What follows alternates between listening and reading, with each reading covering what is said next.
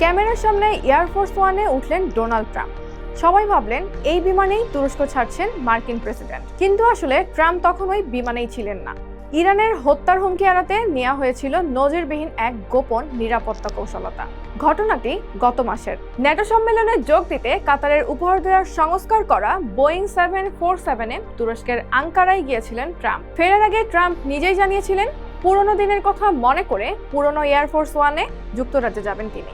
এরপর সাংবাদিক ও ক্যামেরার সামনে সেই এয়ারফোর্স ওয়ানে উঠতেও দেখা যায় তাকে। কিন্তু মার্কিন গণমাধ্যম ওয়াশিংটন পোস্ট বলছে পুরোটাই ছিল একটি পরিকল্পিত নিরাপত্তা কৌশল। বিমানে ওঠার পর গোপনে ট্রাম্পকে বের করে বিমানবন্দরের একটি খাবার সরবরাহকারী ক্যাটারিং ট্রাকে তোলা হয়। সেই ট্রাকে করেই তাকে নিয়ে যাওয়া হয় অন্য একটি সামরিক বিমানের কাছে।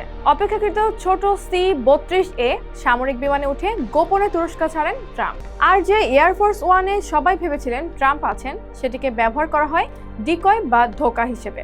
এমনকি সেই বিমানে থাকা সাংবাদিক এবং হোয়াইট হাউসের কিছু কর্মীও জানতেন না ট্রাম্প অন্য বিমানে রয়েছেন। সাংবাদিকদের নির্দেশ দেওয়া হয়েছিল উড্ডয়নের সময় জানালার পর্দা বন্ধ রাখতে।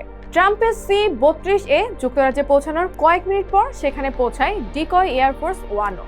এরপর আরও একটি রহস্য, ট্রাম্পকে কিভাবে আবার পুরনো এয়ারফোর্স ওয়ানে নেওয়া হয়েছিল তা স্পষ্ট করতে পারেননি ওয়াশিংটন পোস্ট। কারণ যুক্তরাজ্যের সাংবাদিকদের সামনে তাকে সেই পুরনো এয়ারফোর্স ওয়ানের সিঁড়ি দিয়েই নামতে দেখা যায়।